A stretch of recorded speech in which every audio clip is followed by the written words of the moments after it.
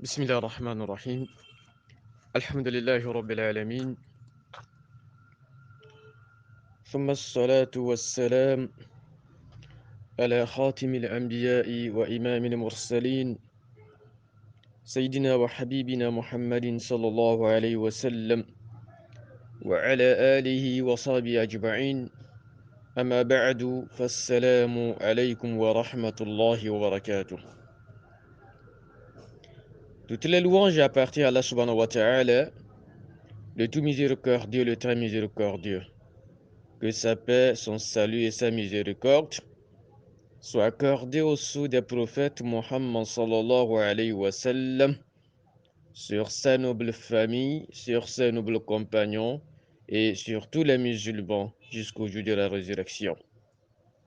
Chers frères et sœurs en islam, chers membres de la plateforme Santé pour tous Togo, recevez de façon fraternelle le salut des gens du paradis. Assalamu alaikum wa rahmatullahi wa barakatuh. J'ai le plaisir d'enchaîner avec mon intervention précédente par rapport à l'épreuve d'Allah subhanahu wa ta'ala envers ses serviteurs. Allah subhanahu wa ta'ala, chers frères et sœurs en islam, éprouve ses serviteurs par la maladie. Tout simplement pour pouvoir discerner, pour pouvoir connaître ceux-là qui seront endurants et ceux-là qui vont garder leur foi malgré l'épreuve. Le prophète de l'islam alayhi salatu wassalam nous a dit: Ma anzalallahu da illa anzala ma'ahu dawa alimahu man alima wa jahilahu man jahila. Le prophète alayhi salatu wassalam dit qu'Allah subhanahu wa ta'ala n'envoie pas une maladie parmi ses serviteurs sans qu'il n'envoie le médicament, le produit. Quand Allah subhanahu wa ta'ala éprouve ses serviteurs par une maladie, il les éprouve aussi par un remède. Mais ce remède-là, ce n'est pas tout le monde qui est censé connaître ce remède-là. Et le Coran a été clair: Fas'alu ahla dhikri in kuntum la ta'lamun. Toi qui ne reconnais pas ce remède parce que ça ne fait pas partie de ta spécialité, adresse-toi au médecin, adresse-toi à l'herboriste, adresse-toi à un homme de ruqya. Adresse-toi donc à un homme de ruqya. Il peut y arriver que nous avons des maladies ordinaires que le médecin peut déterminer, que le médecin peut s'en charger. Nous avons des maladies spirituelles que le médecin même, c'est le médecin même après diagnostic qui dit au malade: ça ne fait pas partie de notre spécialité. Va chez vos alphas, ils vont vous faire ruqya. Mais ce n'est pas au malade lui-même de rester à la maison, de faire une automédication en disant: non, cette maladie-là, ce n'est pas pour l'hôpital. Non. Va à l'hôpital, c'est à l'hôpital de te dire que cette maladie-là, elle est spirituelle. Va chez les alphas et tu iras là-bas. Maintenant, en arrivant chez les alphas, nous avons ce que nous appelons ruqya. Ar-ruqya, en arabe, c'est ad-du'a. Demander à Allah subhanahu wa ta'ala de te guérir. Et cette ruqya-là, elle est divisée en deux parties. Nous avons la ruqya shar'iyya et nous avons la ruqya ashirkiya. Nous avons la ruqya qui suit les principes de l'islam selon la sunna et nous avons la ruqya dans laquelle il y a le shirk.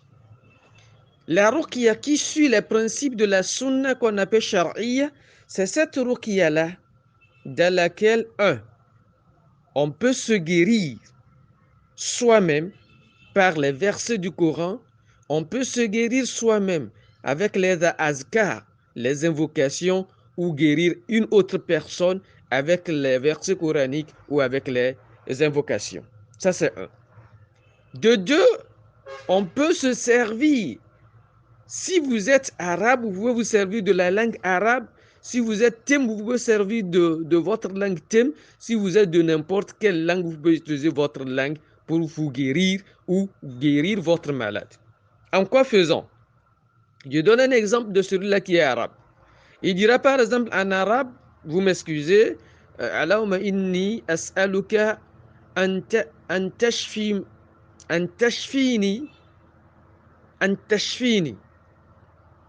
Et il s'arrête là. Dieu, je te demande de me guérir. Le thème dira la même chose dans sa langue.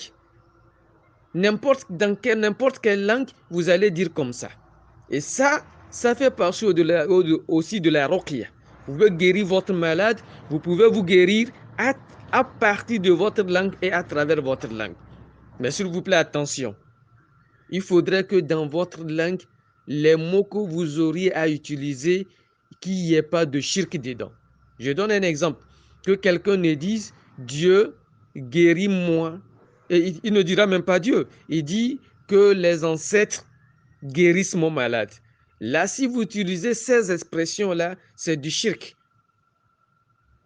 Donc, il faut ôter ces expressions-là de votre manière de guérir votre malade. Mais quand vous dites par exemple, Dieu, toi qui guéris, toi qui as fait les cieux et la terre, guéris mon malade, ça c'est ce que nous appelons la ruqya.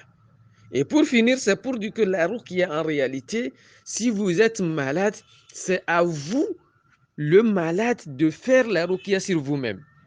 Et au pire des cas, vous pouvez vous adresser à quelqu'un qui peut vous le faire, mais de façon islamique. Pas comme aujourd'hui, les gens ont fait de la ruqya leur métier, leur vocation, et que ça devient quelque chose de commercial. Non. Ce qu'il faut noter, c'est que quand vous vous adressez à quelqu'un pour faire la ruqya, il ne prendra pas de l'argent parce que ce n'est pas un commerce. Mais le temps que vous avez pris pour lui, il peut vous dire, bon, moi je devais aller au champ, je devais aller au boulot, mais quand vous êtes venu, le temps que vous allez me prendre, je vais vous prendre tel argent. En ce moment-là, la personne achète votre temps, mais pas parce que c'est un commerce. Il faudrait qu'on comprenne. Le temps que vous voulez l'occuper, il va vous dire que ce temps-là est payant. Mais pas parce que il prend l'argent à cause de la ruqya. Puisque la ruqya, en réalité, ce n'est pas un métier, ce n'est pas du commerce. Que Dieu nous assiste, que Dieu nous guérisse. Ma anzalallahu da illa anzalama ou dawa. Dieu n'envoie jamais aucune maladie envers ses serviteurs sans qu'il n'envoie le remède. Wa sallallahu ala nabiyina Muhammad wa alihi wa sahbihi ajma'in.